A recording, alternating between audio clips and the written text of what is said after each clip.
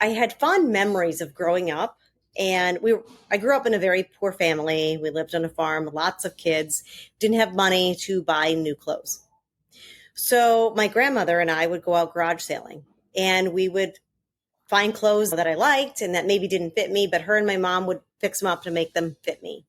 So she really instilled in me this kind of thrill of the hunt, find things that you don't have to pay full price for. So when we moved to Florida, I was like, I'm starting my life all over, essentially, is what it kind of felt like. And I just decided, let's do this thing. Let's start this business. I was doing what I had in my head, which was combining the luxury items. So think brands like Chanel and Gucci and Prada with your mid-market stuff, your J. Crew, your Lululemon, stuff like that. You were either really high end or you were that mid-market area. On top of it, nobody was doing furniture and home decor in the same store either. It was all clothing or all furniture. And I was like, why does this not exist? So as any entrepreneur understands, if you see a hole in the market, you plug that hole, you figure out how you can fill it. And I went, we're just going to do this. And just one day started it. And here we are today. My guest today has built one brilliant business already, started in 2011, and then she decided that she was going to build another business based around her personal brand. She's an author of an amazing book called Grace and Grit. And we're going to hear how she has managed to build one business and then a personal brand, and the one regret that she's got when she spent $25,000 on something. We're going to Naples, Florida. We're talking to Jennifer Johnson. Tell us then a little bit about the organization and the size, because you've built a very large business. Tell us a little bit more about the scale of the business. So it started out very tiny. It was 1,800 square feet, opened with a completely empty store, and story surrounding that, because I opened my business with a business partner. And I didn't have the money at the time because I was trying to sell another business. She had the money, I had the brains. So we go into business together. We opened with an empty store. People thought we were absolutely nuts. They're like, she's opening this store and there's no clothing in here. Within 2 weeks, we were full. And that's people bringing merchandise or things that they don't want anymore. And what's the business model? Are you needing to give them cash when they bring it in, or are you holding on consignment and you sell it on their behalf? We do a hybrid. So we do both. You can choose the cash option or you can choose the consignment option. So that's how we started the business, 1,800 square feet. 2 months into the business, my business partner comes knocking on my door at 10 o'clock on a Sunday night. She wants out of the business. We didn't have the money. Well, we ended up cashing out my husband's 401k. And my first clue should have been, would not sign a non-compete. Literally the next day, she signed a lease on a space in the same center that we're in and opened up a store exactly the same as mine, took all of my employees except for one. At that time, I thought it was the worst thing that could ever happen. I hired a consultant to come in to tell me that we were going to be fine because I didn't believe it. And honestly, the best thing that ever happened to the business, because after that, within a year, we had knocked out a wall, expanded to 3,600 square feet. So we doubled the size of the store. And then within a couple of years after that, we added another store within the same complex selling furniture and home decor. I looked at something that could have been a detriment. It could have been something that took us out completely, but I didn't let it. I put my foot to the gas and didn't look back. I put my blinders on and didn't pay attention to what she was doing. And I just did my thing.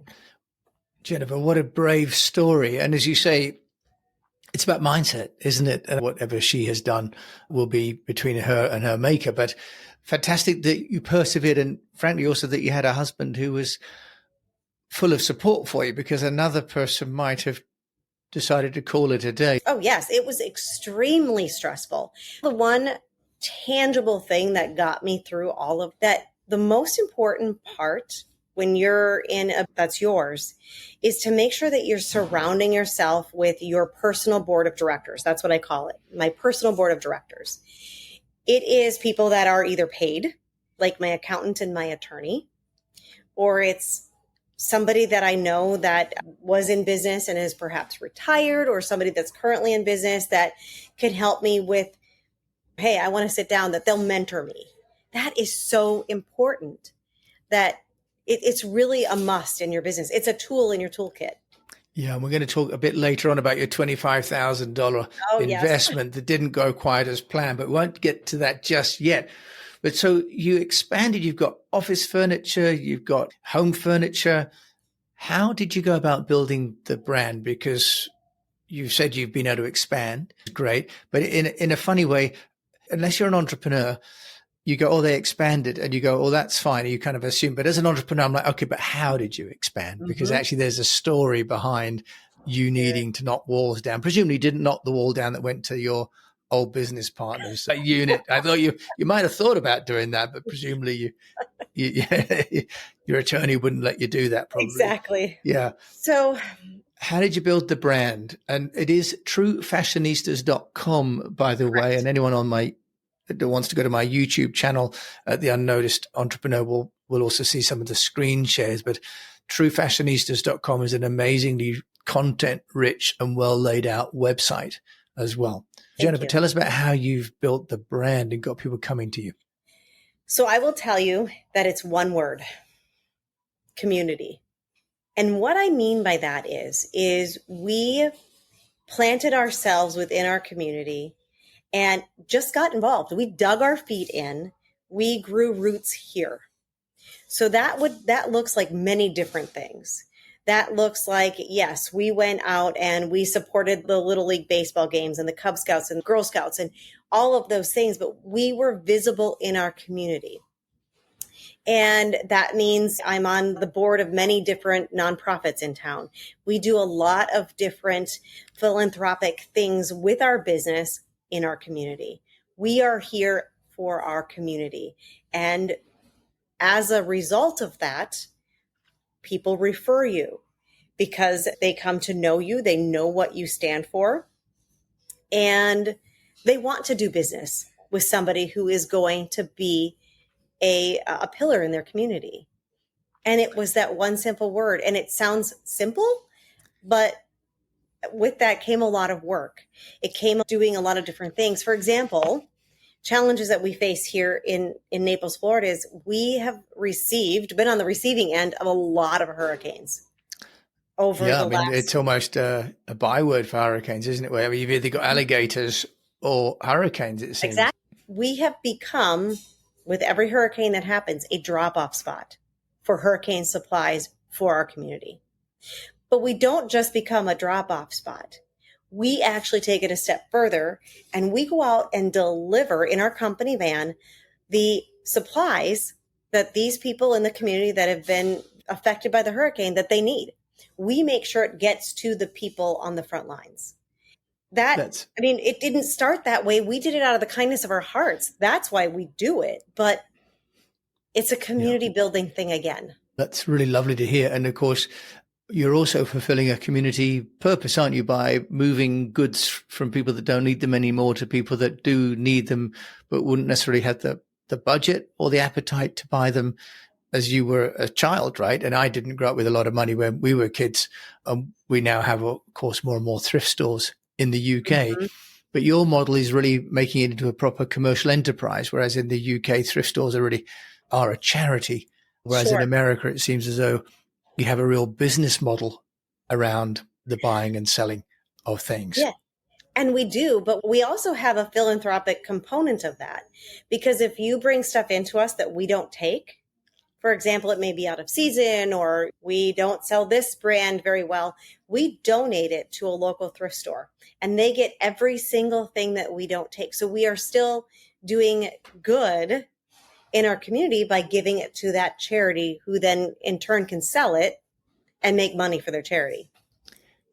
Jennifer, that's really wonderful. And what you've also done through your hard work since moving to Florida is get a lot of media coverage. Mm-hmm. So you talk about community, but there's also been publicity in there. So for anybody that wants to go to fashionista.com, you can also see they have a press website, and CNN, ABC, US News, Time.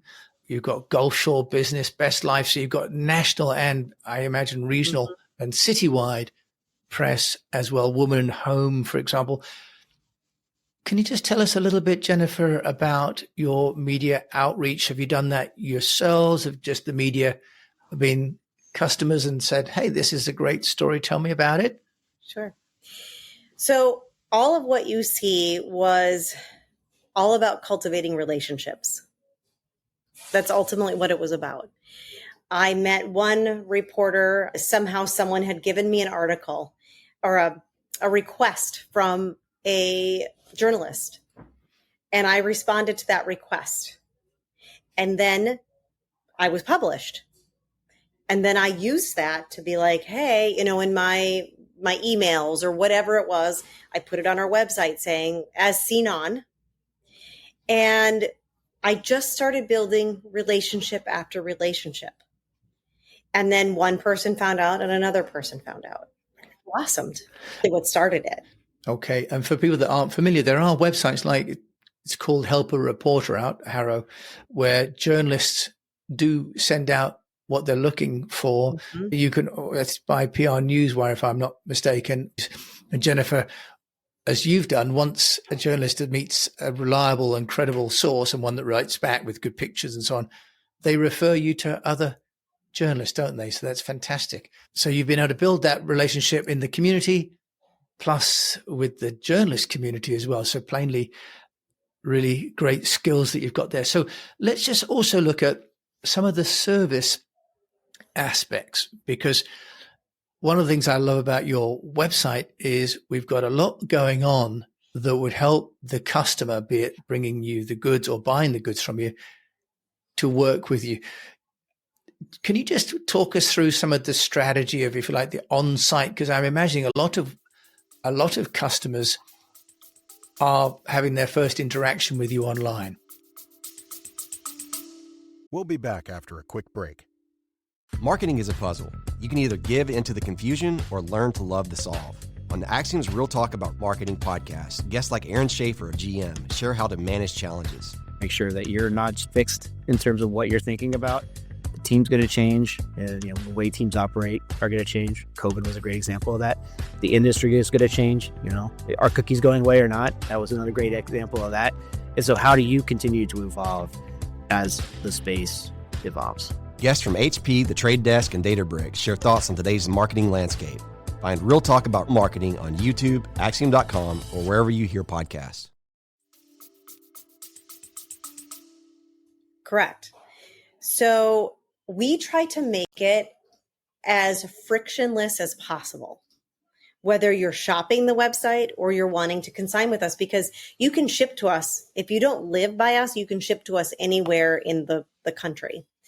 And for us, it wasn't a white picket fence, right? We've mapped this all out, and it's very easy for someone to do.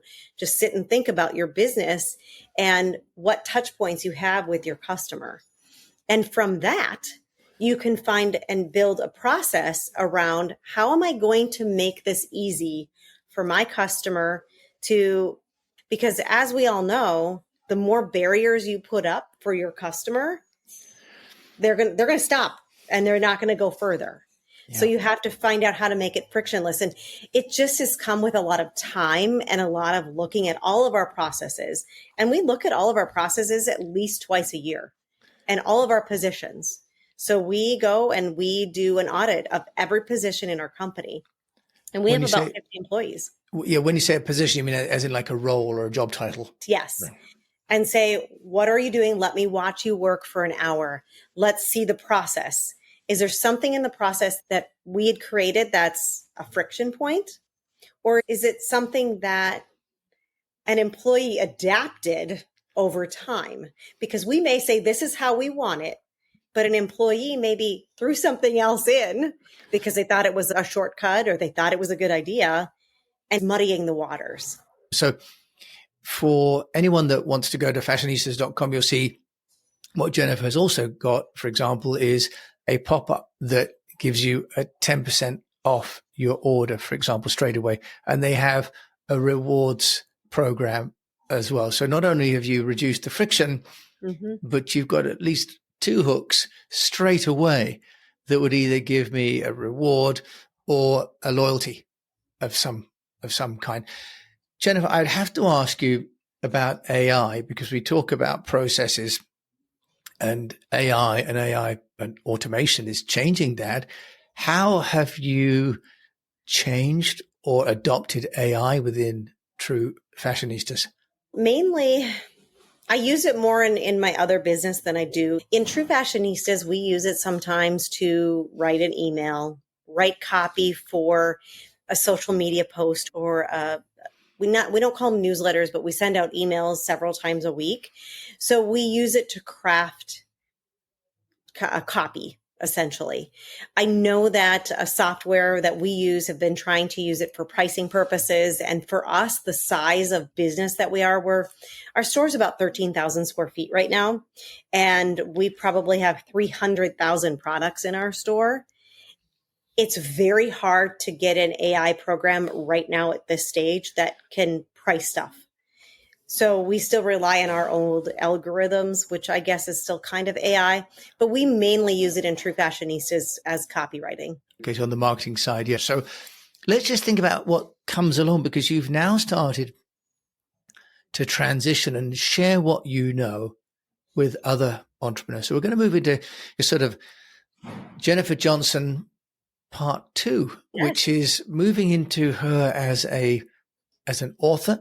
She has an amazing book, and she also has an amazing business with an academy coaching. So part of the reason I wanted Jennifer to come on the show is because she's one of those entrepreneurs that's transitioning from having one business to having a personal brand whilst retaining the original company. Very clever thing to do. Jennifer, take us through why you have started to migrate into your own brand first. Sure. A coach per se. And I've been told by so many people, you have so much knowledge up here, share that with other people. And for a long time, I was reluctant because, again, I know people talk about that imposter syndrome, but it's a true thing. It doesn't matter how many businesses you've started or how much money you have in your bank account. People still feel that way. So I was feeling like, oh, I don't know, it's not time. And then all of a sudden, I felt it. It became time for me to step outside that and stake my claim and say, I have a lot of knowledge that I can share with other people. I can help other people not have to go through all of the pain that I went through trying to figure out how I was going to run these businesses is not for nothing. I can teach this to someone. I can teach this system. And that's really it. Podcast. Without the legal case, I'm hoping. Without the incarceration. I mean, yes. Exactly. And I did the first season of my podcast, and that's really how my personal brand started. And after I got done with that first season, I felt empty. I felt like this is still not what I have up here, but I couldn't extract what I had up here and put it on paper or a website. I couldn't figure it out. The second season of my podcast was really when I realized, oh my gosh, this has to be all about small business. I mean, I talk about small business and entrepreneurship all of the time. And something just clicked. And then the layers kept being added on. And it was like a perfect symphony after a while. Something beautiful came out of it. And that's where my business is today. You have to be patient. And you've got now a new website called at Jennifer N. Johnson. Okay. And of course, I'll put Jennifer's details, and it is, again, pretty in pink, luscious in pink. You have the confident entrepreneur, and, you know, obviously I've got the unnoticed entrepreneur. So you have got the smarter, better name of shows because you're covering people, but also then you've built yourself into a new brand. Rather than talk about what you're teaching, which although that's important and valuable, we are going to come to your $25,000 moment shortly. But I'd love to talk to you about what I've been terming this sort of constructive distancing, because when an entrepreneur starts to move away from the company they founded, people inside the company and customers, especially as you played a large role in the community, start to wonder if there's something wrong even with the company, if you're not interested. How have you dealt with the degree of separation and how you make that happen without undermining the confidence in the Sure. first business? So again, that was also messy. When I started out, I put baby steps. I put my toe in the water. I dipped it in just a little bit. And then it just started building from there. So it was a gradual thing. It wasn't like I'm done in the business. I'm not coming in ever again. I built it to the point it is now gradually. And I think that was the key, because I still show up in my store a couple days a week for a few hours at a time, because back when I initially started, I thought I could go all in. And so for a matter of about a month, I really didn't show up in my store at all. And that's when I realized, oh, I'm getting these questions like, did you sell the business? Does Jennifer even exist anymore? And that made me realize, okay, this needs to be a gradual process. It can't be something where I cold turkey and I'm done. And even to this day, 4 years later, I'm still coming into the store a couple days a week. I'm still present. I'm still here. I'm still around. It doesn't appear that I've completely walked away. I've completely abandoned ship. And I think that's the key. You still have to show up for your original business, but yet leverage that your main business that you started is the reason why you can have your personal brand. And presumably there's some succession planning as well. Otherwise, there's a vacuum in the organization where the decisions you used to take on a day-to-day basis are needing to be made in just 2 or 3 days or hours that you're in the office. Yeah. And that was probably the hardest part for me, because it was separating myself, my identity, from my business. Because so many times as entrepreneurs, we are our business. And, it's kind of like raising kids. That's how I think of it is, when your kids graduate from college and you've invested everything of your being into your children and they go off to college, empty nesters are often lost. They have no idea what to do. And that's very similar in having a business, is to step away and allow other people to delegating is really the essence here. Is you have to be able to delegate things that you did before to someone else and be okay with it being done 80% of how you would have done it. Yeah, I think that's exactly right. So there is, as you say, this mindset change of letting go, and that the new team as well see it as an opportunity to fill in some of the space that you leave, right? And now you've got your book. How difficult was it to write Grace and Grit, which looks beautiful, by the way? Again, a pink number. We're certainly not shy of using pink. Yeah. Was that something that you wrote yourself, or did you have a ghostwriter? So I wrote it myself. I have a publisher, but I thought it would take longer. It took 9 months from sitting down writing it to actually having a copy in my hand and being able to sell it, which I don't know if that's quick or not. Yes, I think it's probably quick. The book is a part story of personal stories, yet combined with core values and with the twist of business. I have a background I have a history that I wanted to share with people, and it's overcoming a really significant challenge in my life. And that's what it was all going to be about. And it turned into, how did I get through that? Well, I got through that figuring out who I was as a person, a la my core values. And then how I got through the challenges in my business was very much the same. Nice. And so it weaved it all in beautifully to show people that with your core values, that can get you through so much. And as you say, then that's probably why it didn't take so long, because it was ready to come out as a book, wasn't it? Now, speaking of coming out, Jennifer, I am going to now touch on this lesson that you've learned, this $25,000 lesson. Tell us a little bit about that, because, I love to hear what other people have done that they've learned from. What would be that for you, this $25,000 ticket? Again, I didn't think that I had the ability to do this marketing stuff on my own. And oh my gosh, I needed someone to tell me exactly how to do it. And I had found this company and been following them for a while and went, okay, well, it looks like they have a lot of people who are behind them. That made me really go, wow, I really have to make sure that whatever I put my toe into, whether it's a coaching program or working with another company, I have to really vet them and make sure that they're going to work for me and I'm going to get out of it what they say. There's no empty promises. Big mistake, but you know what? I have this saying and one piece of advice. Okay, And well, yeah, we're going to move on to your one tip as an entrepreneur. So why don't you've segued for me without me having to ask the question, Jennifer? There you go. That out of that came the whole premise that things in life and in business don't happen to me. They happen for me. They are there to teach me a lesson. I just have to have the wherewithal to have my ears open to be able to listen.